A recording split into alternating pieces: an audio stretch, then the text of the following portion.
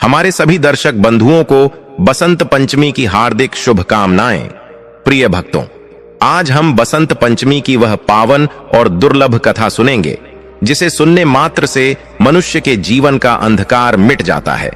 यह कथा केवल एक कहानी नहीं, बल्कि ज्ञान और बुद्धि की देवी मां सरस्वती के प्रकट होने का वो सच है जिसने इस बेजान दुनिया में प्राण डाल दिए थे। अगर आप भी अपने जीवन में सुख, शांति और अपार ज्ञान चाहते हैं तो इस कथा को पूरे भक्ति भाव से अंत तक जरूर सुनिए। तो चलिए शुरू करते हैं सृष्टि के आरंभ की यह अद्भुत गाथा। लेकिन दर्शक बंधु, आगे बढ़ने से पहले एक अत्यंत महत्वपूर्ण बात जान लीजिए। हमारे धर्म ग्रंथों में कहा गया है कि कोई भी पावन कथा अगर बीच में छोड़ दी जाए तो उसका पूर्ण फल प्राप्त नहीं होता, क्योंकि अधूरी कथा मन में भ्रम छोड़ जाती है और भ्रम से बुद्धि भटकती है। आज बसंत पंचमी के इस पावन अवसर पर जब हम माता सरस्वती की कृपा कथा सुनने जा रहे हैं तो आपसे विनम्र निवेदन है कि इसे अंत तक अवश्य सुनें, क्योंकि यह केवल एक कहानी नहीं बल्कि ज्ञान और बुद्धि का दिव्य संदेश है। हो सकता है इस कथा का कोई एक प्रसंग आपके जीवन की दिशा बदल दे, आपकी बुद्धि को जागृत कर दे और अज्ञान के अंधकार से बाहर निकाल दे। और अगर आप सच्चे सनातनी हैं तो इस पावन संदेश को अधिक से अधिक लोगों तक पहुंचाइए। वीडियो को लाइक करें, शेयर करें और हमारे चैनल भैरम पावर को सब्सक्राइब करना न भूलें। तो चलिए माता सरस्वती के चरणों में श्रद्धा अर्पित करते हुए इस दिव्य कथा की शुरुआत करते हैं। सृष्टि के निर्माण का कार्य अभी अभी पूरा हुआ था। परमपिता ब्रह्मा जी ने अपनी शक्ति से इस ब्रह्मांड की रचना की थी। उन्होंने अपनी योग माया से चराचर जगत को बनाया था। धरती बन चुकी थी, आकाश अपनी जगह पर था और पाताल भी स्थापित हो चुका था। ब्रह्मा जी ने बड़े ही चाव से जीव जंतुओं, मानवों और तरह तरह की वनस्पतियों का निर्माण किया था। उन्होंने सोचा था कि मेरी यह रचना अद्भुत होगी, चारों ओर खुशियां होंगी और यह संसार कोलाहल से भरा होगा। लेकिन जब ब्रह्मा जी ने अपनी बनाई हुई इस दुनिया को ध्यान से देखा तो उन्हें एक अजीब सी कमी महसूस हुई। उन्होंने देखा कि उन्होंने शरीर तो बना दिए हैं, लेकिन उनमें वो चेतना नहीं है जो होनी चाहिए। चारों तरफ एक अजीब सा सन्नाटा फैला हुआ था। यह सन्नाटा ऐसा था जो मन को डराने वाला था। ब्रह्मा जी अपनी सवारी हंस पर बैठकर पूरी पृथ्वी का भ्रमण करने निकले। वो जिधर भी जाते उन्हें घोर उदासी और शांति ही मिलती। हवाएं चल रही थीं, लेकिन उनमें सरसराहट की आवाज नहीं थी। नदियां बह रही थीं, मगर उनके जल के टकराने की कलकल ध्वनि गायब थी। पेड़ पौधे खड़े तो थे, लेकिन उनके पत्ते हिलने पर भी कोई शोर नहीं होता था। जंगल में पशु पक्षी तो थे, मगर किसी के भी कंठ से कोई स्वर नहीं निकल रहा था, मानो पूरी की पूरी सृष्टि गूंगी हो गई हो। यह दृश्य देखकर ब्रह्मा जी का मन बड़ा ही दुखी हो गया। वो सोचने लगे कि मैंने यह कैसी सृष्टि बना दी है। इसमें तो कोई रस ही नहीं है। यह तो एक मरे हुए शरीर के समान है। अगर इसमें कोई बोल नहीं सकता, कोई गा नहीं सकता, कोई अपनी बात कह नहीं सकता, तो फिर इस जीवन का क्या अर्थ है। चारों ओर फैली इस निस्तब्धता को देखकर ब्रह्मा जी बहुत चिंतित हो गए। उन्हें लगा कि उनका यह सृजन अधूरा रह गया है। ब्रह्मा जी एक स्थान पर रुक गए और विचार करने लगे।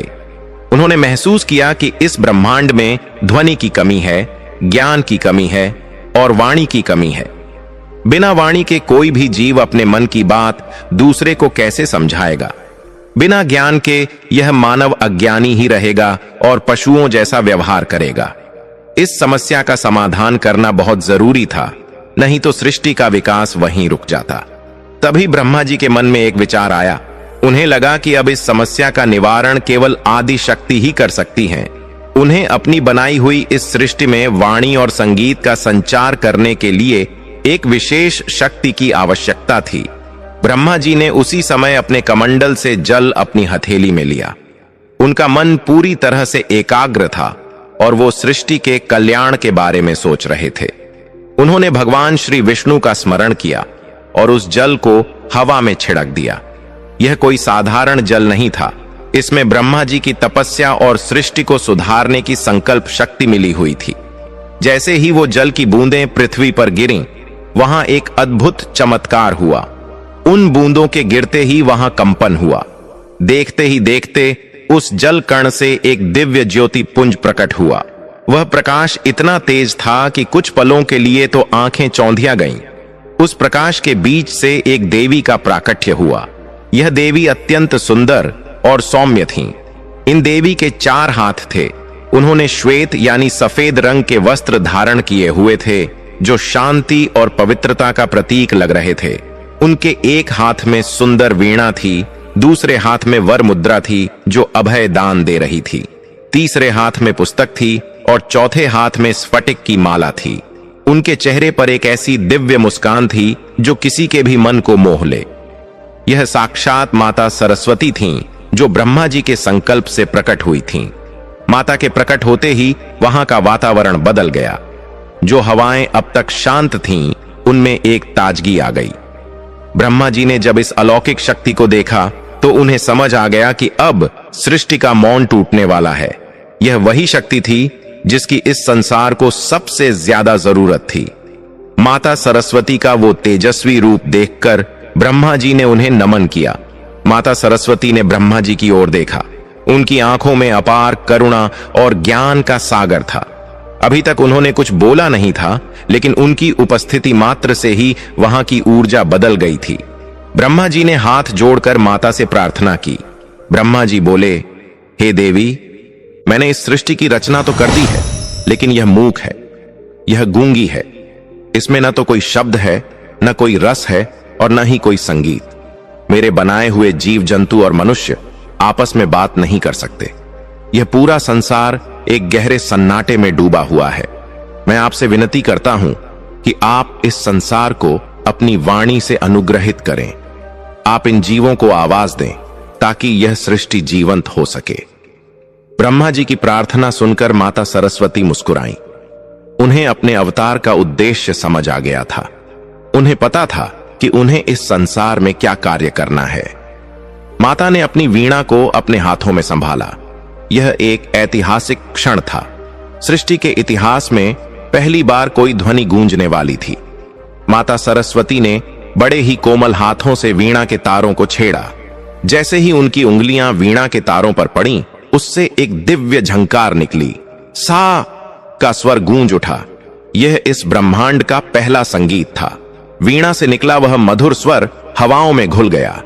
देखते ही देखते चमत्कार होने लगा। वीणा की उस ध्वनि का असर पूरी पृथ्वी पर हुआ। जो नदियां अब तक चुपचाप बह रही थीं, अचानक उनसे कलकल की आवाज आने लगी। हवाओं ने साय साय का शोर करना शुरू कर दिया। सूखे पेड़ों में मानो जान आ गई और उनके पत्तों के हिलने से खड़खड़ाहट होने लगी। इतना ही नहीं, वहां मौजूद पक्षियों के कंठ खुल गए। कोयल कूकने लगी, मोर बोलने लगे और चिड़ियां चहचहाने लगीं। जो जानवर अब तक केवल इशारों में जी रहे थे, उनके मुंह से भी आवाजें निकलने लगीं। हर जीव को अपनी अपनी बोली मिल गई। मनुष्य जो अब तक मौन था, उसने भी अपना मुंह खोला और उसके कंठ से शब्द फूट पड़े। उसे भाषा मिल गई, उसे वाणी मिल गई। ब्रह्मा जी यह सब देखकर अति प्रसन्न हुए। जिस संसार को वो मरा हुआ समझ रहे थे, वह अब संगीत और ध्वनियों से भर गया था। चारों तरफ खुशियों का माहौल बन गया था। माता सरस्वती की वीणा के प्रभाव से पूरे ब्रह्मांड में नाद यानी शब्द का संचार हो गया था। इसी को शब्द ब्रह्म कहा गया। ब्रह्मा जी ने देखा कि माता की वीणा से 7 सुर निकले। सा, रे, गा, मा, पा, धा, नी। इन्हीं 7 सुरों से संगीत बना। इसीलिए माता सरस्वती को संगीत की देवी कहा जाने लगा। उनके हाथ में पुस्तक थी जिससे वेदों का ज्ञान प्रकट हुआ। उनके हाथ की माला ने ध्यान और भक्ति का मार्ग दिखाया। उस दिन बसंत पंचमी की तिथि थी, माघ महीने के शुक्ल पक्ष की पंचमी। इसी पावन दिन पर माता सरस्वती का आगमन इस धरती पर हुआ था। इसीलिए ब्रह्मा जी ने यह घोषणा की कि आज के दिन पूरा संसार आपकी पूजा करेगा। चूंकि बसंत ऋतु का समय था और चारों तरफ पीला रंग बिखरा हुआ था, इसलिए यह दिन और भी विशेष बन गया था। ब्रह्मा जी ने माता सरस्वती को वाग्देवी का नाम दिया, जिसका अर्थ है वाणी की देवी। उन्होंने कहा कि हे देवी, आपके बिना यह संसार अज्ञान के अंधेरे में भटकता रहता। आपने ही इसे ज्ञान का प्रकाश दिया है। आज से आप विद्या, बुद्धि, कला और संगीत की अधिष्ठात्री देवी कहलाएंगी। जो भी मनुष्य सच्चे मन से आपकी आराधना करेगा उसे अज्ञानता से मुक्ति मिलेगी। उस समय वहां का दृश्य बड़ा ही मनमोहक था। देवता, गंधर्व और आर्षि मुनि सभी वहां उपस्थित हो गए। सभी ने माता सरस्वती की स्तुति की। यह सृष्टि की पहली सरस्वती पूजा थी जो स्वयं ब्रह्मा जी के सानिध्य में संपन्न हुई थी। प्रिय दर्शक बंधु, अब आइए हम बसंत पंचमी के इस दिव्य अवसर पर हम मां सरस्वती की उस पावन कथा को सुनेंगे जिसे सुनने भर से औलाद के सारे कष्ट खुद मिटने लगेंगे। तो चलिए दर्शक बंधु, आपका कीमती समय नष्ट न करते हुए कथा को आरंभ करते हैं। एक छोटा सा गांव था जो शहर के शोर शराबे से बहुत दूर बसा हुआ था। उस गांव में कच्ची सड़कें थीं और लोगों का जीवन बहुत ही साधारण था। इसी गांव के एक पुराने और छोटे से मकान में रामदीन अपने परिवार के साथ रहता था। रामदीन एक गरीब किसान था जिसकी पूरी जिंदगी खेतों में पसीना बहाते हुए गुजरी थी। उसके चेहरे पर समय से पहले ही बुढ़ापा दिखने लगा था क्योंकि उसे अपने घर और भविष्य की चिंता हमेशा सताती रहती थी। रामदीन की पत्नी का नाम कौशल्या था जो एक बहुत ही सीधी और शांत महिला थी। घर में गरीबी तो थी लेकिन रामदीन की सबसे बड़ी चिंता उसका बेटा आरव था। आरव 12 साल का एक सीधा सादा लड़का था। देखने में तो वह अपनी उम्र के बाकी बच्चों जैसा ही था, लेकिन उसकी आंखों में हमेशा एक डर और संकोच दिखाई देता था। आरव का स्वभाव बहुत ही जिज्ञासु था। वह दुनिया की हर चीज को जानने की इच्छा रखता था, लेकिन जब बात किताबों और पढ़ाई की आती तो उसका दिमाग जैसे काम करना बंद कर देता था।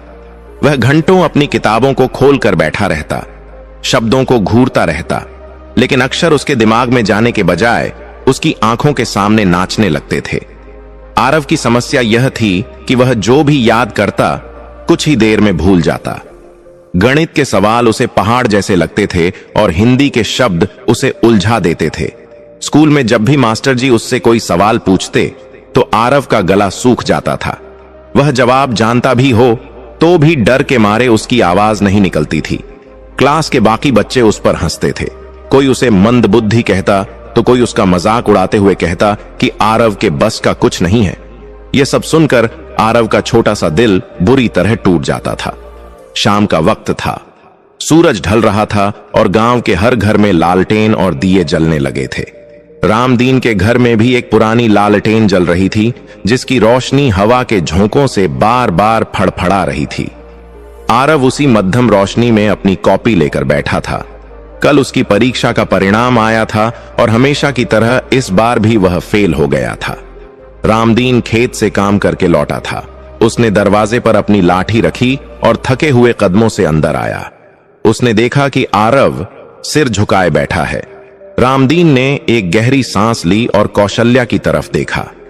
कौशल्या रोटियां बना रही थीं, लेकिन उसकी नजरें भी आरव पर ही टिकी थीं।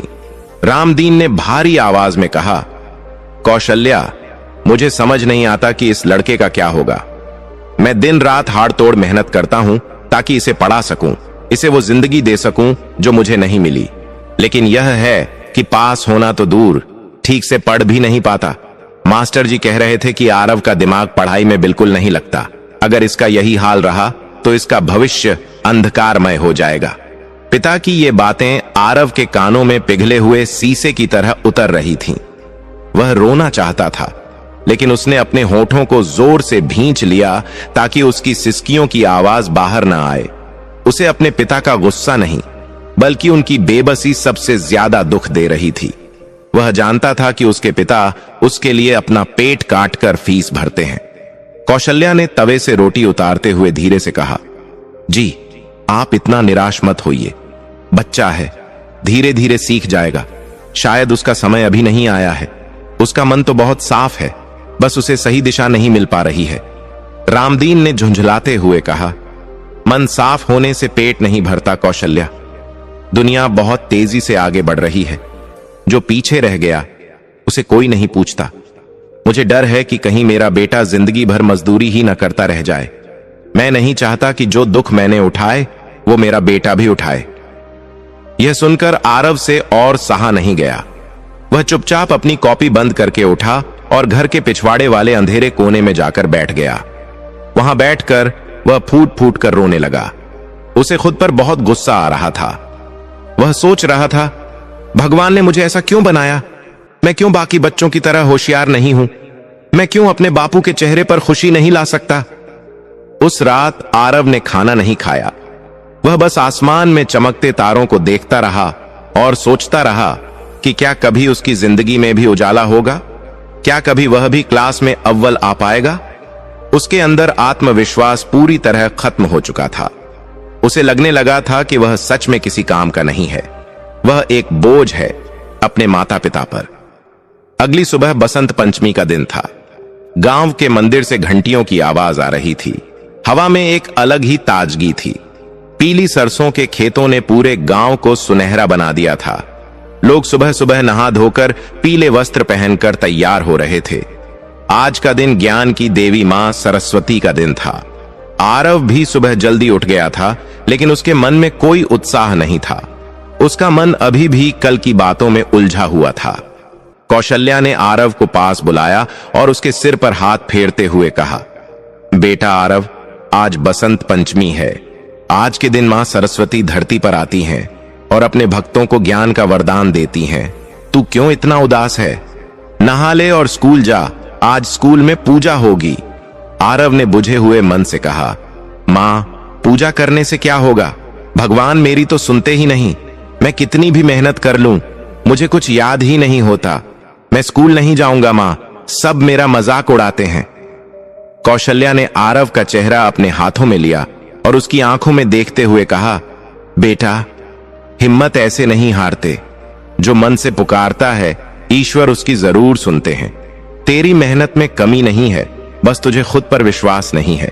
आज तू स्कूल जा और पूरे दिल से, बिना किसी लालच के मां सरस्वती के सामने हाथ जोड़ना। देखना, वो तेरी मदद जरूर करेंगी।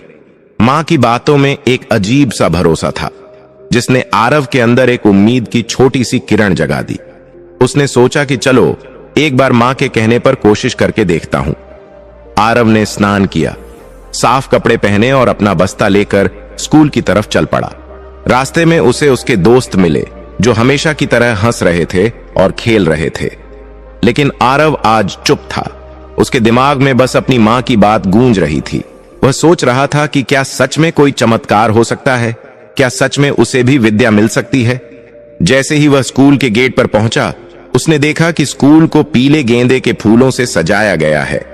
बीचों बीच मां सरस्वती की एक बड़ी और सुंदर मूर्ति रखी हुई थी। मूर्ति के चेहरे पर इतनी शांति और चमक थी कि आरव की नजरें उस पर टिक गईं। अगरबत्ती की खुशबू से पूरा माहौल पवित्र हो गया था। सभी बच्चे लाइन में लगकर पूजा की तैयारी कर रहे थे। टीचर ने सभी बच्चों को समझाया, बच्चों, आज का दिन बहुत खास है। आज हम विद्या की देवी की आराधना करेंगे। मां सरस्वती सिर्फ रटने की शक्ति नहीं देती, वो हमें समझने की, सोचने की और सही रास्ते पर चलने की बुद्धि देती है। आज जो भी सच्चे मन से मां से वरदान मांगेगा, मां उसकी झोली कभी खाली नहीं रखेंगी। टीचर की बातें सुनकर आरव के मन में एक अजीब सी हलचल होने लगी। वह कतार में सबसे पीछे खड़ा था। उसका सिर झुका हुआ था और हाथ जुड़े हुए थे, लेकिन उसकी नजरें चोरी छिपे मां सरस्वती की उस भव्य मूर्ति की ओर देख रही थीं। मूर्ति के गले में गेंदे के फूलों की ताजी माला थी और सामने जल रहे धूप दीप से उठने वाला धुआं पूरे वातावरण में एक दिव्य सुगंध फैला रहा था। स्कूल का वह प्रांगण, जहां रोज बच्चों के शोरगुल और खेलने की आवाजें गूंजती थीं, आज वहां एक अद्भुत शांति छाई हुई थी। बसंत पंचमी के इस पावन अवसर पर हवा भी जैसे रुक रुक कर बह रही थी, मानो वह भी मां की स्तुति सुन रही हो। आरव के आसपास खड़े दूसरे बच्चे अपनी अपनी बातों में मग्न थे। कोई कह रहा था, मैं तो मां से नई साइकिल मांगूंगा, तो कोई कह रहा था, मैं तो परीक्षा में फर्स्ट आने का वरदान मांगूंगा। उनकी बातें सुनकर आरव का दिल फिर से बैठ गया। उसे लगा कि यहां हर कोई कुछ न कुछ मांगने आया है और शायद वे सब उसके मुकाबले ज्यादा हकदार भी हैं। वह सोचने लगा, क्या मां सरस्वती मेरी सुनेंगी? मैं तो क्लास का सबसे कमजोर लड़का हूं। मुझे तो ठीक से अपना पाठ भी याद नहीं होता। भगवान भी तो उसी की मदद करते हैं जो होशियार होता है। तभी पंडित जी ने मंत्रोच्चारण शुरू किया। या कुंदेन्दु तुषारहार धवला। श्लोक की गूंज के साथ ही माहौल और भी गंभीर हो गया। सभी बच्चों ने अपनी आंखें बंद कर लीं। आरव ने भी अपनी आंखें बंद कीं, लेकिन उसके दिमाग में अंधेरा नहीं था, बल्कि वही असफलता का डर छाया हुआ था। उसे अपने पिता रामदीन का वह निराश चेहरा याद आने लगा जो कल रात उसने देखा था। उसे याद आया कि कैसे उसके पिता ने कहा था कि उसका भविष्य अंधकारमय है। उस एक पल में आरव को लगा कि वह अब और यह बोझ नहीं उठा सकता। उसे इस डर से आजादी चाहिए थी। उसने अपनी मुट्ठियां कस लीं। उसकी बंद आंखों के कोनों से आंसू की एक बूंद निकलकर उसके गाल पर लुढ़क गई। उसने मन ही मन अपनी मां कौशल्या की बात याद की, पूरे दिल से मांगना, बिना किसी लालच के। आरव ने एक गहरी सांस ली और अपने मन के सारे विचारों को शांत करने की कोशिश की। उसने अपने आसपास के बच्चों की आवाजों को अनसुना कर दिया। अब उसे न तो किसी के मजाक का डर था और न ही अपनी गरीबी का ख्याल। उस पल वहां सिर्फ आरव था और उसके सामने अदृश्य रूप में खड़ी मां सरस्वती। आरव ने अपने मन की गहराइयों से पुकारा। उसने कोई रटा रटाया मंत्र नहीं बोला, न ही उसने अच्छे नंबर मांगे। उसने बहुत ही भोलेपन और सरल भाषा में प्रार्थना की। उसने मन ही मन कहा, हे मां शारदे, मैं नहीं जानता कि मैं इतना बुद्धू क्यों हूं।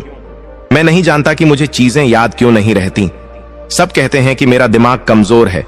अगर सच में मेरा दिमाग कमजोर है तो उसे ठीक कर दो मां। मुझे क्लास में सबसे आगे नहीं बैठना, मुझे किसी को हराना नहीं है। मुझे बस इतनी शक्ति दे दो कि मैं जो पढ़ूं उसे समझ सकूं। मेरे बापू मेरे लिए बहुत मेहनत करते हैं।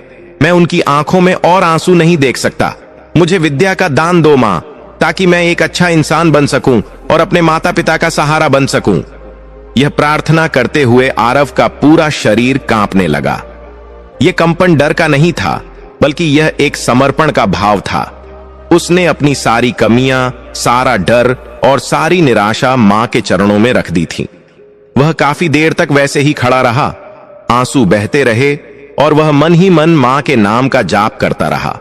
उसे पता ही नहीं चला कि कब आरती खत्म हो गई और कब पंडित जी प्रसाद बांटने लगे। अचानक उसके कंधे पर किसी ने हाथ रखा। आरव ने चौंक कर आंखें खोली। सामने उसकी क्लास टीचर खड़ी थीं। टीचर ने मुस्कुराते हुए कहा, आरव, क्या हुआ बेटा? तुम इतनी देर से आंखें बंद के खड़े हो। पूजा तो खत्म भी हो गई। सब बच्चे प्रसाद ले रहे हैं, तुम भी ले लो। आरव ने हड़बड़ाते हुए अपने आंसू पोंछे और टीचर की तरफ देखा। उसे लगा कि शायद टीचर उसे डांटेंगी या फिर उसका मजाक उड़ाएंगी कि वह रो रहा था, लेकिन टीचर की आंखों में आज एक अलग ही स्नेह था। आरव ने धीरे से अपना हाथ आगे बढ़ाया। टीचर ने उसके नन्हे हाथों पर मिश्री और पीले चावल का प्रसाद रखा। जैसे ही आरव ने वह प्रसाद ग्रहण किया, उसे अपने अंदर एक अजीब सा बदलाव महसूस हुआ। कुछ मिनट पहले तक उसका मन जो भारी था, वह अब एकदम हल्का लग रहा था, जैसे किसी ने उसके सिर से मनोभारी बोझ हटा दिया हो। हवा का एक ठंडी झोंका आया और स्कूल के प्रांगण में लगे नीम के पेड़ से कुछ पीले पत्ते और फूल टूटकर सीधे आरव के पैरों के पास आ गिरे। यह एक साधारण सी घटना थी, लेकिन आरव को लगा जैसे यह मां का आशीर्वाद है। वह लाइन से बाहर आया और एक कोने में जाकर बैठ गया। उसने प्रसाद खाया। मिश्री की वह मिठास उसके गले से उतरते हुए सीधे उसके दिल तक पहुंच गई। उसे नहीं पता था कि उसकी प्रार्थना सुनी गई है या नहीं, लेकिन उसे एक बात का यकीन हो गया था कि अब वह अकेला नहीं है। उसके अंदर का वह डर जो उसे हमेशा जकड़े रहता था, वह अब थोड़ा कम हो गया था। स्कूल की छुट्टी के बाद जब वह घर जाने के लिए निकला, तो उसके कदम पहले से ज्यादा तेज थे। रोज वह स्कूल से घर जाते वक्त थका हुआ और बुझा हुआ महसूस करता था, लेकिन आज उसके पैरों में एक नई ऊर्जा थी। रास्ते में खेत, पेड़ पौधे और चिड़ियों की चहचहाहट उसे आज बहुत अच्छी लग रही थी। घर पहुंचकर उसने देखा कि उसके पिता रामदीन दरवाजे पर बैठे अपनी पुरानी चप्पल सी रहे थे। आरव ने पास जाकर अपने बस्ते को खूंटी पर टांगा और पिता के पास बैठ गया। रामदीन ने सिर उठाकर बेटे की तरफ देखा। उन्हें लगा कि आरव हमेशा की तरह मुंह लटकाए आया होगा, लेकिन आज आरव के चेहरे पर एक सौम्य मुस्कान थी। रामदीन ने हैरानी से पूछा, क्या बात है आरव, आज स्कूल में कोई पढ़ाई नहीं हुई क्या? बड़ा खुश नजर आ रहा है। आरव ने धीरे से कहा, नहीं बापू, आज बसंत पंचमी थी ना, तो सिर्फ पूजा हुई। मैंने भी पूजा की। रामदीन ने एक फीकी हंसी हंसते हुए कहा, पूजा पाठ से अगर किस्मत बदलती तो आज हम महलों में रह रहे होते बेटा। खैर, जा हाथ मुंह धो ले, तेरी मां खाना लगा रही है। पिता की यह बात सुनकर भी आरव का मन उदास नहीं हुआ। उसने मन ही मन सोचा, बापू अभी नहीं समझेंगे, लेकिन मुझे विश्वास है कि मां सरस्वती ने मेरी बात जरूर सुनी होगी। शाम हुई और गांव में अंधेरा छाने लगा। आरव ने अपनी लालटेन जलाई और फिर से अपनी किताबों के पास बैठ गया। रोज उसे किताबों को छूने में भी डर लगता था, लेकिन आज उसने बिना किसी झिझक के अपनी हिंदी की किताब उठाई। उसने पहला पन्ना खोला। अक्षर वही थे, शब्द वही थे, लेकिन आज उसे वे डरावने नहीं लग रहे थे। उसने पढ़ने की कोशिश की। कलम, उसने धीरे से पढ़ा। उसे हैरानी हुई कि आज उसे यह शब्द जोड़ने में ज्यादा जोर नहीं लगाना पड़ा। हालांकि अभी भी उसे पढ़ने में दिक्कत हो रही थी, लेकिन जो घबराहट पहले होती थी, जिससे उसके हाथ पसीने से भीग जाते थे, वह आज गायब थी। वह थोड़ी देर तक पढ़ने की कोशिश करता रहा और फिर उसे नींद आने लगी। कौशल्या ने उसे खाना खिलाया और सुला दिया। आरव अपनी खाट पर लेटा, लेकिन उसकी आंखों में नींद नहीं थी। वह बार बार स्कूल में हुई पूजा और मूर्ति के उस शांत चेहरे को याद कर रहा था। धीरे धीरे उसकी पलकें भारी होने लगीं और वह गहरी नींद में सो गया। लेकिन यह कोई साधारण नींद नहीं थी। उस रात आरव की जिंदगी में कुछ ऐसा होने वाला था जो विज्ञान और तर्क से परे था। उस रात सपनों की दुनिया में एक ऐसा दरवाजा खुलने वाला था जो उसके असल जीवन की दिशा बदलने वाला था। रात के करीब 2 बजे होंगे। पूरा गांव गहरी नींद में सोया हुआ था। बाहर झींगुरों की आवाज गूंज रही थी। आरव के कच्चे मकान में भी सन्नाटा था। तभी आरव को अपनी नींद में एक मधुर संगीत सुनाई देने लगा। यह संगीत किसी रेडियो या बाजे का नहीं था। यह आवाज इतनी सुरीली और पवित्र थी कि आरव की चेतना नींद में ही उस ओर खींची चली गई। उसे लगा जैसे कोई वीणा बजा रहा है। वीणा की झंकार उसके कानों में रस घोल रही थी। सपने में आरव ने देखा कि वह एक बहुत बड़े सफेद कमल के फूल के पास खड़ा है। चारों तरफ सफेद प्रकाश फैला हुआ है। इतना उजाला होने के बावजूद वह आंखों को चुभ नहीं रहा था, बल्कि आंखों को ठंडक दे रहा था। उस प्रकाश के बीचों बीच से एक आकृति उभरनी शुरू हुई। आरव ने ध्यान से देखा। सफेद वस्त्र पहने, हाथों में वीणा लिए और चेहरे पर करोड़ों सूर्य जैसा तेज लिए साक्षात एक देवी वहां प्रकट हुई। वे कोई और नहीं बल्कि मां सरस्वती थीं। बिल्कुल वैसी ही जैसी आरव ने स्कूल की मूर्ति में और किताबों की तस्वीरों में देखी थीं, लेकिन यह रूप उससे कई गुना ज्यादा दिव्य और सजीव था। मां सरस्वती की आंखों में इतनी ममता थी जितनी आरव ने अपनी मां कौशल्या की आंखों में भी कभी कभी देखी थी। आरव सपने में ही घुटनों के बल बैठ गया। उसका गला रुंध गया। वह कुछ बोलना चाहता था, लेकिन उसके मुंह से शब्द नहीं निकल रहे थे। वह बस हाथ जोड़े कांपता रहा।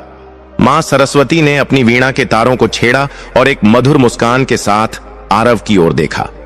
उन्होंने बिना होठ हिलाए सीधे आरव के मन में अपनी बात पहुंचाई। उनकी आवाज गूंजी, पुत्र आरव, उठो। आरव ने धीरे धीरे सिर उठाया। मां ने कहा, तेरी पुकार मेरे हृदय तक पहुंच गई है।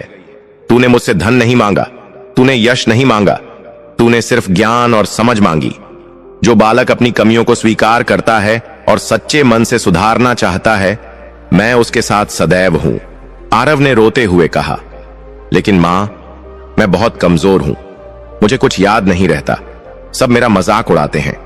मां सरस्वती ने अपना हाथ उठाया और आरव के सिर की तरफ किया। उनकी हथेली से एक सुनहरी किरण निकली और सीधे आरव के माथे के बीचों बीच समा गई। आरव को लगा जैसे उसके दिमाग के अंदर एक बिजली सी कौंध गई हो। एक पल के लिए उसे सब कुछ सफेद दिखाई दिया। मां ने कहा, विद्या रटने की वस्तु नहीं है पुत्र, विद्या तो आत्मसात करने की चीज है। आज से तेरी बुद्धि के बंद ताले खुल जाएंगे, लेकिन याद रखना, यह वरदान तभी काम करेगा जब तू परिश्रम रूपी चाबी का इस्तेमाल करेगा।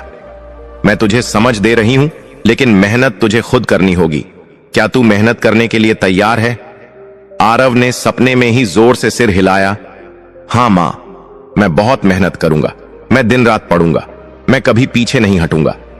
मां सरस्वती मुस्कुराई। तथास्तु, तेरा कल्याण हो। जैसे ही उन्होंने यह कहा, वह दिव्य प्रकाश धीरे धीरे सिमटने लगा। वीणा की आवाज धीमी होती गई और वह सफेद कमल का फूल ओझल होने लगा। लेकिन वह सुनहरी रोशनी जो आरव के माथे में समाई थी, उसकी गर्माहट आरव अभी भी महसूस कर सकता था। सुबह के 4 बज रहे थे। अब भी सूरज पूरी तरह से निकला भी नहीं था, बस आसमान में हल्का हल्का उजाला फैलना शुरू हुआ था। गांव के मुर्गे ने अपनी पहली बांग दी और ठीक उसी वक्त आरव की आंख खुल गई। रोज आरव को सुबह उठने में बहुत आलस आता था। उसे बिस्तर से उठना एक सजा जैसा लगता था, क्योंकि सुबह होते ही उसे स्कूल और पढ़ाई की चिंता सताने लगती थी। उसका सिर हमेशा भारी रहता था, जैसे नींद पूरी ही न हुई हो। लेकिन आज कुछ अलग था। जैसे ही आरव ने अपनी आंखें खोलीं, उसे एक अजीब सी ताजगी महसूस हुई। उसे लगा जैसे उसका शरीर हवा की तरह हल्का हो गया है। उसने अपने माथे पर हाथ लगाया। उसे वहां अभी भी एक हल्की सी झंझनाहट और गर्माहट महसूस हो रही थी, ठीक उसी जगह जहां सपने में मां सरस्वती ने उसे स्पर्श किया था। वह बिस्तर पर उठकर बैठ गया। उसने अपने चारों तरफ देखा। उसका वही पुराना कच्चा कमरा था, वही टूटी हुई खिड़की थी, लेकिन आज उसे सब कुछ बहुत साफ और सुंदर दिखाई दे रहा था। आरव के मन में रात वाला सपना एकदम ताजा था।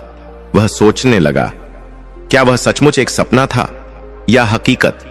मां सरस्वती के कहे हुए शब्द उसके कानों में गूंज रहे थे। मैं तुझे समझ दे रही हूं, लेकिन मेहनत तुझे खुद करनी होगी। आरव ने सोचा कि मुझे अभी चेक करना चाहिए कि क्या सच में कोई बदलाव आया है या यह सिर्फ मेरा वहम है। उसकी नजर कमरे के कोने में रखी उस पुरानी मेज पर पड़ी, जिस पर उसकी किताबें बिखरी पड़ी थीं। उन किताबों को देखकर पहले उसे घबराहट होती थी, लेकिन आज उसे एक अजीब सा खिंचाव महसूस हुआ। वह तेजी से अपनी खाट से उतरा और मेज के पास गया। उसके हाथ कांप रहे थे, डर से नहीं बल्कि उत्साह से। उसने अपनी सबसे मुश्किल लगने वाली किताब उठाई, गणित, मैथ्स। यह वही विषय था जिसमें वह सबसे ज्यादा फेल होता था और जिसके सवाल उसे रात रात भर जगाते थे। उसने कांपते हाथों से किताब खोली और एक पुराना पाठ निकाला, जिसे वह पिछले 1 महीने से समझने की कोशिश कर रहा था, लेकिन समझ नहीं पा रहा था। उसने पहला सवाल पढ़ा। हमेशा की तरह अक्षर उसकी आंखों के सामने थे। उसने सवाल को धीरे धीरे पढ़ा। पहले जब वह पढ़ता था तो शब्द उसके दिमाग के ऊपर से निकल जाते थे, लेकिन आज जैसे जैसे वह एक एक शब्द पढ़ रहा था, उसके दिमाग में एक तस्वीर बन रही थी। सवाल था, अगर एक किसान के पास 10 एकड़ जमीन है और वह उसमें से 2 हिस्से बेच देता है। पहले आरव इन शब्दों में उलझ जाता था, लेकिन आज जैसे ही उसने यह लाइन पढ़ी, उसके दिमाग में अपने आप एक खेत की तस्वीर बन गई। उसे साफ दिखाई देने लगा कि 10 हिस्से क्या होते हैं और 2 हिस्से हटाने पर क्या बचता है। उसे अपनी आंखों पर विश्वास नहीं हुआ। जिस सवाल को रटने में उसे घंटों लगते थे और फिर भी भूल जाता था, उसका मतलब आज उसे एक बार पढ़ने में ही समझ आ गया। उसका दिल जोर जोर से धड़कने लगा। उसने जल्दी से दूसरा सवाल पढ़ा, फिर तीसरा। हर सवाल के साथ उसके दिमाग के ताले खुलते जा रहे थे। ऐसा लग रहा था जैसे उसके दिमाग के अंदर जो धुंध छाई रहती थी, वह पूरी तरह साफ हो चुकी है। वह सवालों को हल नहीं कर रहा था, बल्कि वह सवालों को देख रहा था। आरव की आंखों से आंसू बहने लगे। ये आंसू दुख के नहीं थे, ये खुशी के आंसू थे। वह खुशी जो एक अंधे को रोशनी मिलने पर होती है। उसने किताब को अपने सीने से लगा लिया और बंद आंखों से आसमान की तरफ चेहरा करके बोला, धन्यवाद मां, धन्यवाद, आपने मेरी सुन ली। तभी बाहर से बर्तनों के खटकने की आवाज आई। उसकी मां कौशल्या जाग चुकी थीं और घर के काम में लग गई थीं। आरव किताब हाथ में लिए दौड़ता हुआ कमरे से बाहर आया। आंगन में कौशल्या चूल्हे पर चाय चढ़ा रही थीं। आरव को इतनी सुबह और इतनी तेजी से बाहर आते देख वह डर गईं। उन्होंने पूछा, क्या हुआ आरव, तू इतनी सुबह उठ गया? कोई बुरा सपना देखा क्या? आरव ने मां के पास जाकर उन्हें जोर से गले लगा लिया। कौशल्या हैरान रह गईं। आरव ने रोते हंसते हुए कहा, नहीं मां, बुरा सपना नहीं, बहुत अच्छा सपना देखा था। और मां, चमत्कार हो गया, मुझे सब समझ आ रहा है। मुझे गणित का वो सवाल समझ आ गया जो मास्टर जी ने कल समझाया था। कौशल्या ने आरव को खुद से अलग किया और उसके चेहरे को ध्यान से देखा। बेटे की आंखों में आज वह चमक थी जो उन्होंने पहले कभी नहीं देखी थी। वह डर, वह संकोच गायब था। उसकी जगह एक गहरा आत्मविश्वास था। कौशल्या ने प्यार से उसके सिर पर हाथ फेरा और कहा, सच में बेटा, यह तो बहुत अच्छी बात है। मैंने कहा था ना, माँ सरस्वती सब ठीक कर देंगी। लेकिन अब ज्यादा उछल मत, जा मुंह हाथ धो ले। तेरे बापू उठेंगे तो उन्हें भी बताना। थोड़ी देर में रामदीन भी उठ गए। वह नीम की दातुन कर रहे थे और खांस रहे थे। आरव उनके पास गया। रामदीन ने देखा कि आरव आज बहुत खुश दिख रहा है और उसके हाथ में किताब है। रामदीन ने कुल्ला करते हुए पूछा, आज सूरज पश्चिम से निकला है क्या? लाट साहब इतनी सुबह उठकर किताब लिए बैठे हैं। उनकी आवाज में एक हल्का सा व्यंग्य था, क्योंकि वह अपनी उम्मीदें बहुत पहले ही खो चुके थे। आरव ने जोश में कहा, बापू, आप मेरा कोई भी पुराना पाठ सुन लो, आज मैं आपको सब सुना दूंगा। रामदीन को विश्वास नहीं हुआ। उन्होंने सोचा कि लड़का शायद रट कर आया होगा। उन्होंने आरव की हिंदी की किताब उठाई और एक कठिन कविता वाला पन्ना खोला। उन्होंने कहा, अच्छा, अगर इतना ही शौक चढ़ा है तो इस कविता का मतलब समझा मुझे। सिर्फ पढ़ना नहीं है, मतलब बताना है। यह वह कविता थी जिसे आरव क्लास में ठीक से पढ़ भी नहीं पाया था और जिसके लिए उसे डांट पड़ी थी। आरव ने एक गहरी सांस ली। उसने कविता की पंक्तियों को देखा, मां सरस्वती का स्मरण किया और बोलना शुरू किया। उसने सिर्फ कविता पढ़ी नहीं, बल्कि उसने बहुत ही सरल भाषा में अपने पिता को उसका अर्थ समझाया। उसने बताया कि कवि क्या कहना चाहता है, उसका भाव क्या है। आरव धारा प्रवाह बोलता जा रहा था। वह कहीं नहीं अटका, कहीं नहीं हकलाया। रामदीन के हाथ से दातुन नीचे गिर गई। वह अवाक होकर अपने बेटे का मुंह देख रहे थे। यह वही आरव था जो कल तक अपना नाम लिखने में भी घबराता था। आज वह एक विद्वान की तरह बातें कर रहा था। रामदीन की आंखों में पानी भर आया। उन्होंने किताब नीचे रखी और कांपते हाथों से आरव के कंधे को पकड़ा। बेटा, रामदीन का गला भर आया, तुझे यह सब किसने सिखाया? आरव ने मुस्कुराते हुए कहा, बापू, मां सरस्वती ने और मेरी मेहनत ने। रामदीन ने आरव को गले लगा लिया। उस कठोर किसान की आंखों से टप टप आंसू गिरने लगे और आरव की पीठ पर गिरने लगे। उन्होंने भरे गले से कहा, शायद मेरी तपस्या सफल हो गई। भगवान ने मेरी सुन ली। उस सुबह घर का माहौल ही बदल गया। जो घर कल तक निराशा और दुख में डूबा था, आज वहां उम्मीद की किरण फूट पड़ी थी। आरव जल्दी से नहा धोकर तैयार हो गया। आज उसे स्कूल जाने की कोई जल्दी नहीं थी, बल्कि वह स्कूल जाने के लिए बेताब था। वह देखना चाहता था कि क्या क्लास में भी वह सब कुछ समझ पाएगा। उसने अपनी मां के पैर छुए, पिता का आशीर्वाद लिया और बस्ता टांग कर घर से निकला। रास्ते में उसे वहीं पुराने दोस्त मिले, बंटी और राजू। बंटी ने आरव को देखकर हंसते हुए कहा, अरे देखो, अपना लड़कू विमान आ रहा है, आज फिर मास्टर जी की डांट खाएगा। रोज तो आरव ऐसी बातें सुनकर सिर झुका लेता था या रास्ता बदल लेता था, लेकिन आज वह रुका। उसने बंटी की आंखों में देखा और मुस्कुराया। उसकी मुस्कान में कोई गुस्सा नहीं था, बल्कि एक अजीब सी शांति थी। आरव ने कहा, शायद आज डांट न पड़े बंटी, चलो देर हो रही है। बंटी और राजू हैरान रह गए। आरव ने न तो गुस्सा किया, न ही रोया और न ही डरा। उसका यह बदला हुआ रूप देखकर वे दोनों चुप हो गए और उसके पीछे पीछे चलने लगे। जैसे ही आरव स्कूल के गेट के अंदर घुसा, उसे लगा जैसे वह किसी मंदिर में प्रवेश कर रहा है। कल तक यह स्कूल उसे जेल लगता था, लेकिन आज यह उसे विद्या का मंदिर लग रहा था। वह अपनी क्लास में गया और अपनी जगह पर बैठ गया। आज पहली घंटी गणित मैथ्स की थी। वही खूंखार मास्टर जी क्लास में आए जिनसे पूरा स्कूल डरता था। उनके हाथ में एक लंबी छड़ी थी। क्लास में सन्नाटा छा गया। मास्टर जी ने आते ही बोर्ड पर एक मुश्किल सवाल लिखा और कड़क आवाज में बोले, कल मैंने यह सवाल घर से करके लाने को कहा था, कौन इसे बोर्ड पर हल करेगा? सारे बच्चों ने अपने सिर नीचे कर लिए। किसी की हिम्मत नहीं थी कि मास्टर जी की आंखों में देखे। जो होशियार बच्चे थे वे भी आज घबरा रहे थे, क्योंकि सवाल थोड़ा घुमावदार था। आरव अपने डेस्क पर बैठा सवाल को देख रहा था। उसके दिमाग में तुरंत उसका हल घूमने लगा। उसे पता था कि इसे कैसे करना है। उसका दिल जोर से धड़क रहा था, लेकिन डर से नहीं, बल्कि उत्साह से। वह हाथ उठाना चाहता था, लेकिन पुरानी आदत उसे रोक रही थी। अगर गलत हो गया तो सब हंसेंगे। यह विचार एक पल के लिए आया। तभी उसे मां सरस्वती का सपना याद आया। आत्मविश्वास ही सफलता की कुंजी है। आरव ने एक गहरी सांस ली और धीरे से अपना हाथ ऊपर उठा दिया। पूरी क्लास में सन्नाटा था, इसलिए आरव का हाथ उठते ही सबकी नजर उस पर पड़ी। बच्चे फुसफुसाने लगे, अरे ये पागल हो गया है क्या? यह आरव हाथ क्यों उठा रहा है? आज तो इसकी धुनाई पक्की है। मास्टर जी की नजर भी आरव पर पड़ी। उन्होंने अपना चश्मा ठीक किया और हैरानी से पूछा, आरव क्या तुम्हें वॉशरूम जाना है? मास्टर जी को लगा कि हमेशा की तरह आरव बहाना बनाकर बाहर जाना चाहता है। आरव अपनी जगह पर खड़ा हुआ और उसने बहुत ही विनम्रता से लेकिन साफ आवाज में कहा, नहीं सर जी, मैं इस सवाल को हल करना चाहता हूं। पूरी क्लास में जैसे बम फट गया हो। बच्चे अपनी हंसी रोकने के लिए मुंह पर हाथ रखने लगे। पीछे से किसी ने धीरे से कहा, लो आज तो तमाशा होगा। मास्टर जी भी हैरान थे। उन्होंने सोचा, चलो आज इसका डर निकाल ही देते हैं। उन्होंने अपनी छड़ी मेज पर रखी और बोर्ड की तरफ इशारा करते हुए कहा, आओ आ जाओ बोर्ड पर। अगर गलत किया तो याद रखना मेरी छड़ी का स्वाद। आरव अपनी सीट से निकला। उसके पैरों में कंपन नहीं था। वह सीधा बोर्ड के पास गया।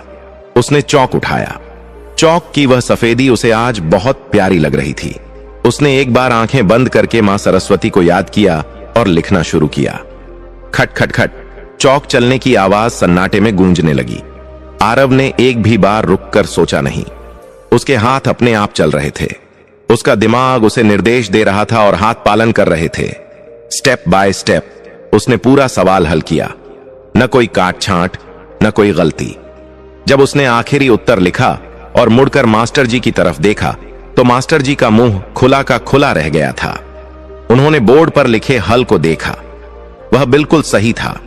इतना सही कि शायद किताब में भी इतने अच्छे तरीके से न समझाया गया हो। क्लास के बच्चे जो हंसने के लिए तैयार बैठे थे अब सन्न रह गए थे। किसी को समझ नहीं आ रहा था कि यह क्या हुआ। मास्टर जी ने आरव की तरफ देखा, फिर बोर्ड की तरफ और फिर आरव की तरफ। उन्होंने अपनी छड़ी उठाई। आरव थोड़ा सा सिहर गया। उसे लगा शायद कुछ गलती हो गई, लेकिन मास्टर जी ने छड़ी को एक तरफ रख दिया और आरव के पास आए।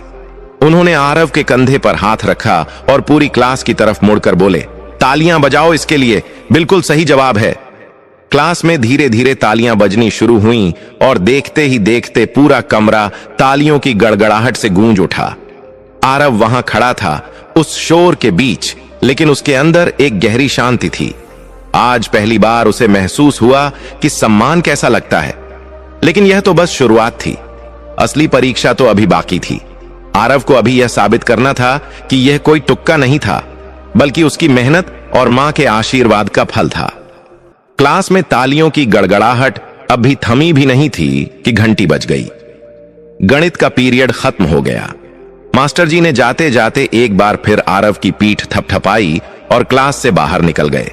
जैसे ही मास्टर जी बाहर गए, क्लास का माहौल एकदम से बदल गया।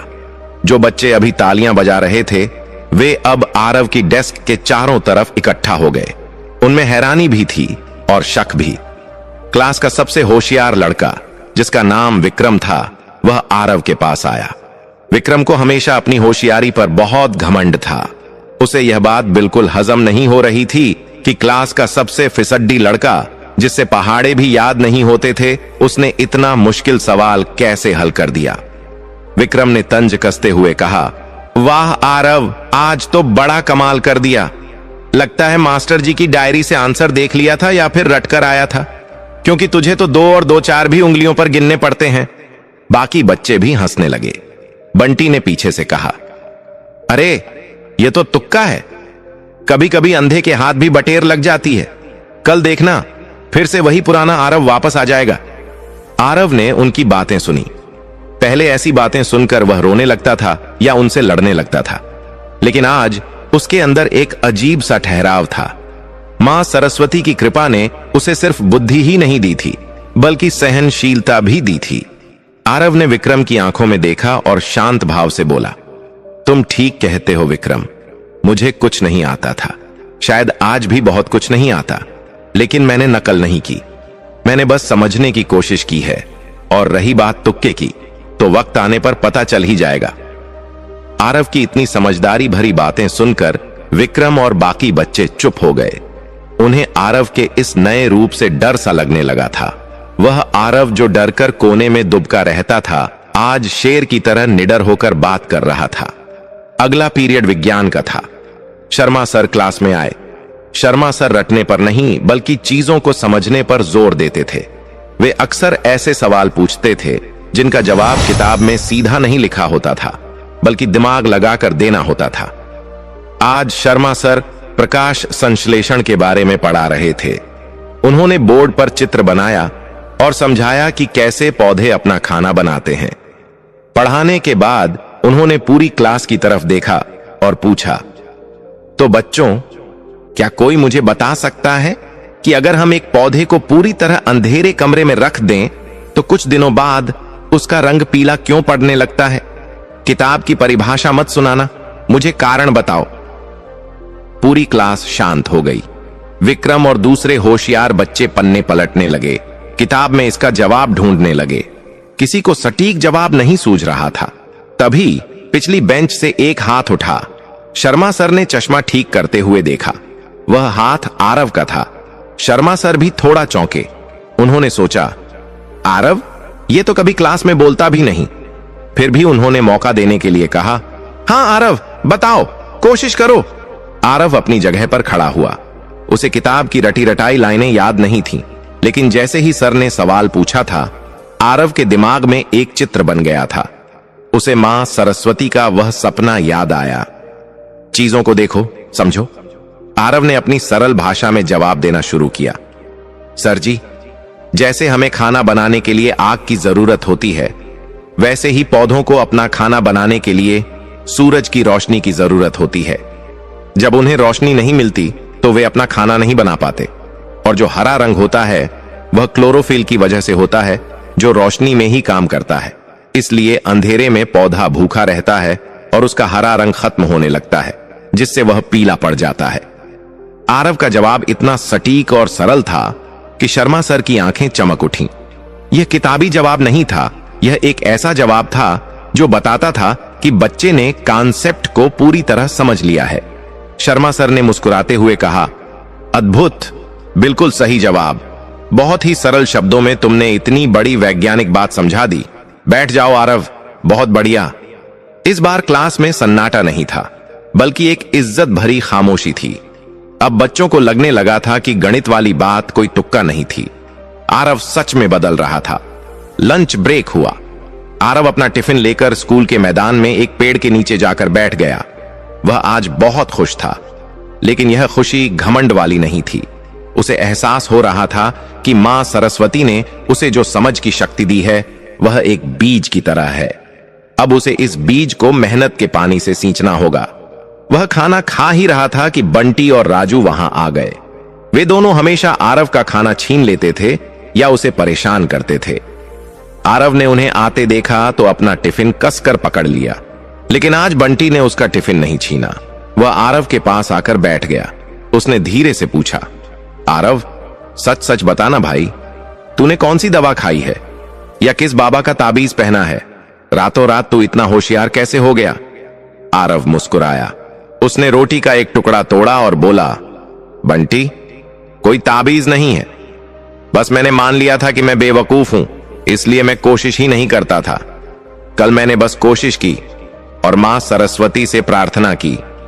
जब हम खुद पर भरोसा करते हैं तो भगवान भी रास्ता दिखा देते हैं।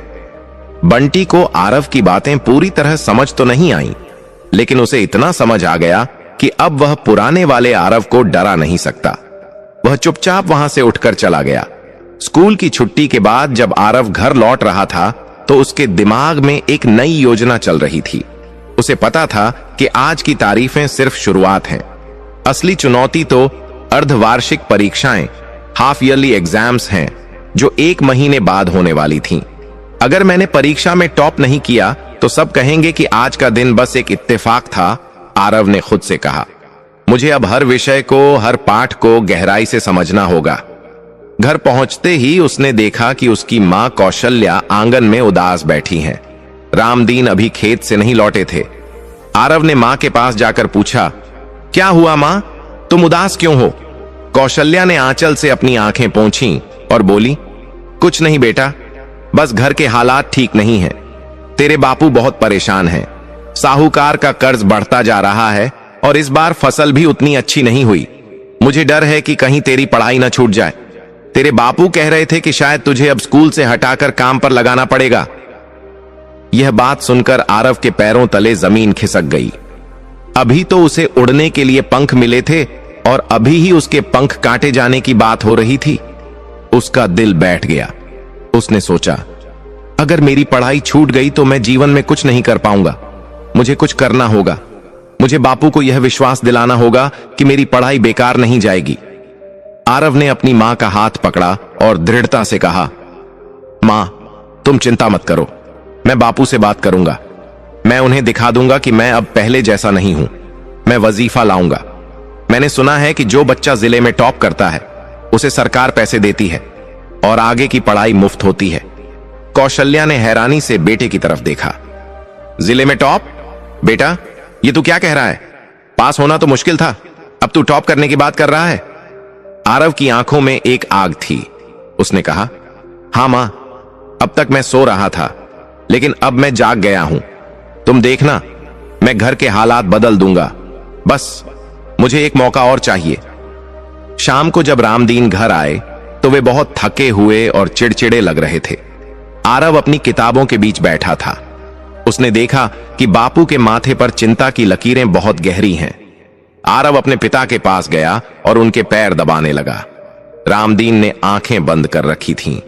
आरव ने धीरे से कहा, बापू, मैंने सुना आप मुझे काम पर लगाने की सोच रहे हैं।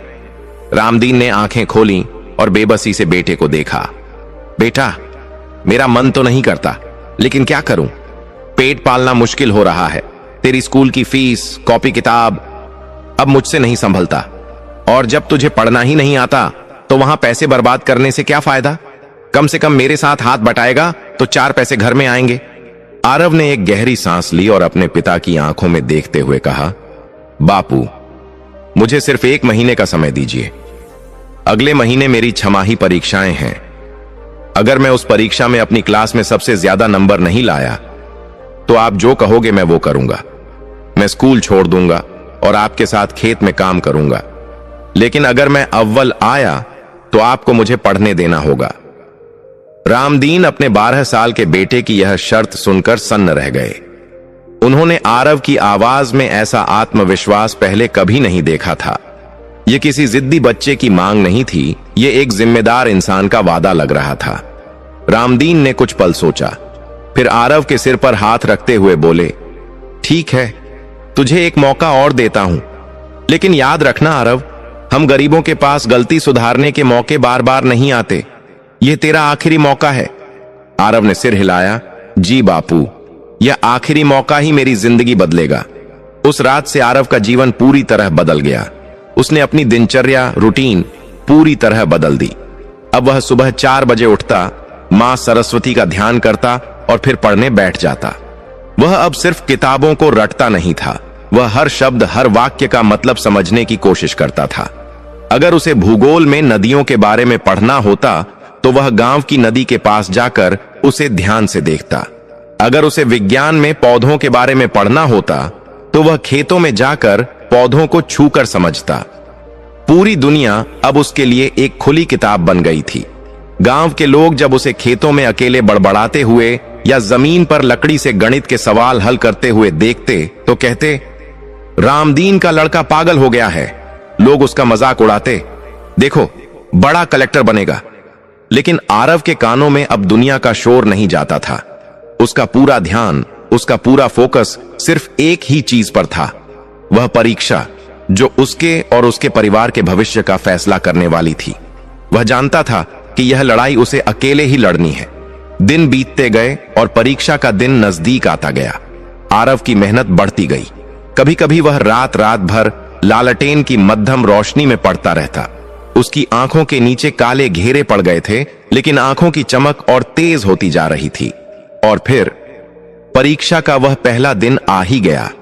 परीक्षा का वह पहला दिन आरव के जीवन का सबसे बड़ा दिन था। सुबह के 8 बज रहे थे। स्कूल के बाहर बच्चों की भीड़ लगी हुई थी। हर तरफ तनाव का माहौल था। बच्चे अपनी किताबें खोलकर रट्टा मार रहे थे, कोई मंत्र बुदबुदा रहा था तो कोई डर के मारे अपने नाखून चबा रहा था। लेकिन उस भीड़ में आरव एकदम शांत खड़ा था। उसके हाथ में कोई किताब नहीं थी, उसकी आंखें बंद थीं और वह मन ही मन मां सरस्वती का ध्यान कर रहा था। उसे अब घबराहट नहीं हो रही थी क्योंकि उसने अपनी तैयारी पूरी कर ली थी। घंटी बजी और सभी बच्चे परीक्षा हॉल में चले गए। आरव अपनी सीट पर बैठा। उसके सामने प्रश्न पत्र रखा गया। यह गणित का पेपर था। आरव ने गहरी सांस ली और पेपर पलटा। जैसे ही उसने सवालों को देखा, उसके चेहरे पर एक हल्की सी मुस्कान आ गई। ये वही सवाल थे जिनसे वह डरता था, लेकिन आज ये सवाल उसे अपने पुराने दोस्तों जैसे लग रहे थे। उसने कलम उठाई और लिखना शुरू किया। हॉल में सिर्फ कलम चलने की सरसराहट गूंज रही थी। जहां बाकी बच्चे, यहां तक कि क्लास का टॉपर विक्रम भी सिर खुजा रहे थे और छत की तरफ देख रहे थे, वहीं आरव की कलम एक बार भी नहीं रुकी। उसके दिमाग में फॉर्मूले नहीं बल्कि तस्वीरें चल रही थीं। उसने हर सवाल को समझा और हल किया।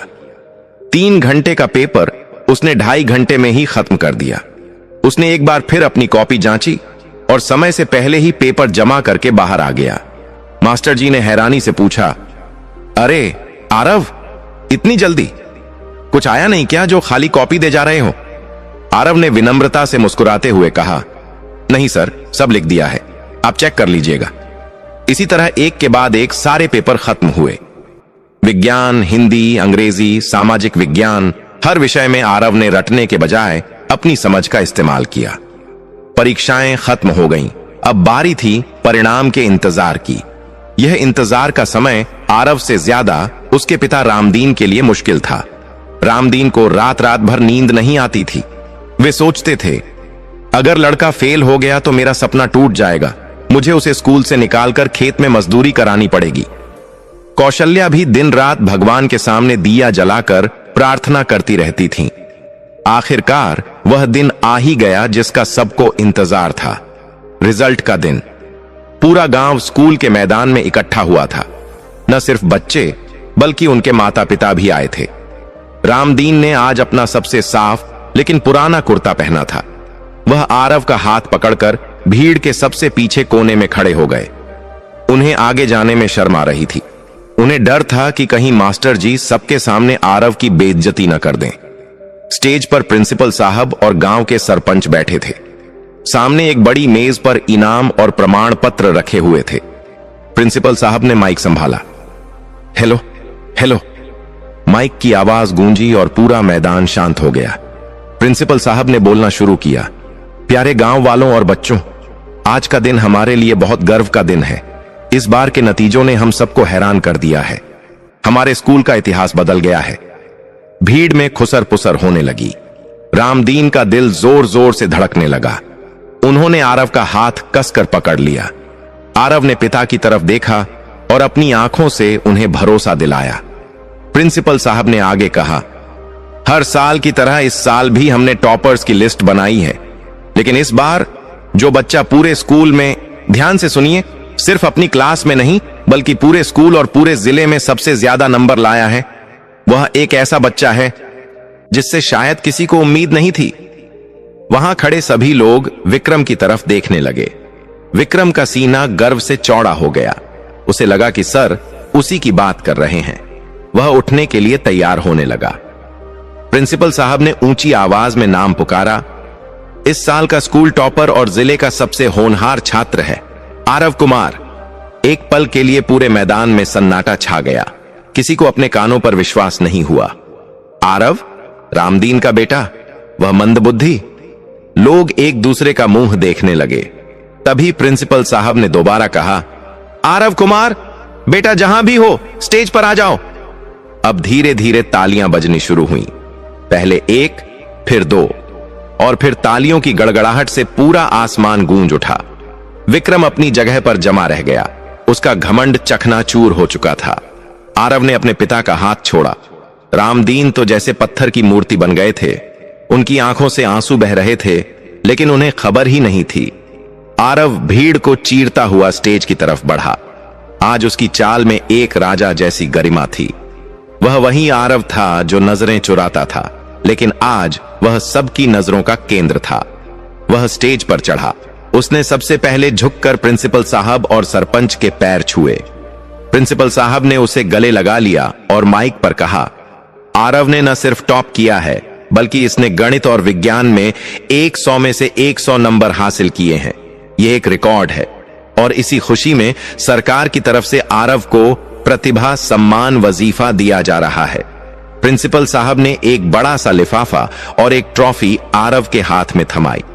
उन्होंने कहा, इस वजीफे के तहत आरव की 12वीं तक की पूरी पढ़ाई मुफ्त होगी और साथ ही उसके परिवार को हर महीने सरकार की तरफ से सहायता राशि मिलेगी ताकि आरव की पढ़ाई में कोई रुकावट न आए। यह सुनते ही भीड़ में खड़े रामदीन के पैरों में जान नहीं रही। वह वहीं जमीन पर बैठ गए और फूट फूट कर रोने लगे। यह रोना दुख का नहीं था, यह रोना उस भारी बोझ के उतरने का था जो वे सालों से अपने सीने पर ढो रहे थे। उनकी गरीबी, उनकी लाचारी आज उनके बेटे की कलम ने मिटा दी थी। आरव ने स्टेज से अपने पिता को रोते हुए देखा। वह ट्रॉफी और लिफाफा लेकर सीधा अपने पिता की तरफ दौड़ा। भीड़ अपने आप हट गई। आरव ने अपने पिता के पास जाकर उन्हें संभाला। बापू, आप रो क्यों रहे हो? देखो, मैं पास हो गया। मैंने अपना वादा पूरा किया। अब आपको मुझे स्कूल से नहीं निकालना पड़ेगा। अब आप शान से कह सकते हो कि आपका बेटा होशियार है। रामदीन ने अपने बेटे को सीने से लगा लिया। उन्होंने कांपती आवाज में कहा, बेटा, तूने आज मेरा सिर गर्व से इतना ऊंचा कर दिया कि अब मैं राजा से भी ज्यादा अमीर महसूस कर रहा हूं। तूने साबित कर दिया कि मेहनत और भगवान की कृपा हो तो कीचड़ में भी कमल खिल सकता है। वहां खड़ी कौशल्या भी दौड़ कर आई और बेटे का माथा चूम लिया। गांव के जो लोग कल तक आरव का मजाक उड़ाते थे, आज वे रामदीन को बधाई दे रहे थे। बंटी और राजू भी आरव के पास आए और माफी मांगते हुए बोले, भाई, तू तो उस्ताद निकला, हमें माफ कर दे, हमने तुझे बहुत सताया है। आरव ने मुस्कुराकर उन्हें गले लगा लिया। शाम को जब सब लोग चले गए, आरव सीधा उसी स्कूल के मंदिर में गया जहां बसंत पंचमी के दिन उसने पूजा की थी। सूरज ढल रहा था और मंदिर में एक दिया जल रहा था। आरव ने अपनी ट्रॉफी मां सरस्वती के चरणों में रख दी। उसने हाथ जोड़कर बंद आंखों से कहा, हे मां, यह सब आपकी कृपा है। आपने मुझे रास्ता दिखाया। आपने मुझे समझाया कि असली शक्ति रटने में नहीं, समझने में है। आपने मेरे आत्मविश्वास को जगाया। मैं वचन देता हूं मां कि मैं इस विद्या का प्रयोग हमेशा दूसरों की भलाई के लिए करूंगा। मैं कभी घमंड नहीं करूंगा। तभी हवा का एक झोंका आया और मंदिर की घंटी अपने आप टन से बज उठी। आरव को लगा जैसे मां सरस्वती उसे फिर से आशीर्वाद दे रही है। तो दोस्तों, यह थी आरव की कहानी।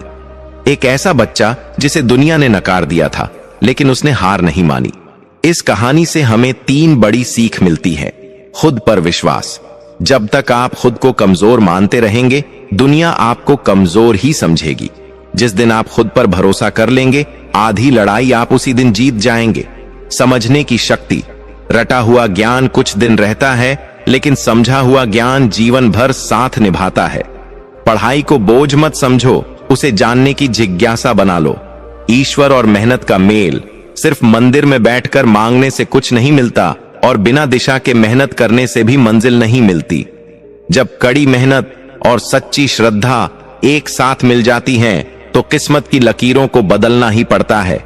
बसंत पंचमी का यह पावन त्योहार हमें यही सिखाता है कि विद्या ही वह धन है जिसे कोई चुरा नहीं सकता और जो बांटने से बढ़ता है। अगर आपके जीवन में भी अंधेरा है, अगर आपको भी लगता है कि आप कुछ नहीं कर सकते, तो आरव को याद कीजिएगा। अपने अंदर के डर को निकाल फेंको। मां सरस्वती का ध्यान करो और पूरी ताकत से मेहनत में जुट जाओ। सफलता आपके कदम जरूर चूमेगी। उम्मीद है बसंत पंचमी की यह अद्भुत कहानी आपके दिल को छू गई होगी और आपके अंदर एक नई ऊर्जा का संचार हुआ होगा। याद रखिएगा, हर बच्चा खास होता है, बस उसे सही समय और सही विश्वास की जरूरत होती है। मां शारदे का आशीर्वाद आप सब पर बना रहे। फिर मिलेंगे एक और नई और प्रेरणादायक कहानी के साथ। तब तक के लिए खुश रहिए, सीखते रहिए और जीवन में आगे बढ़ते रहिए। जय मां सरस्वती।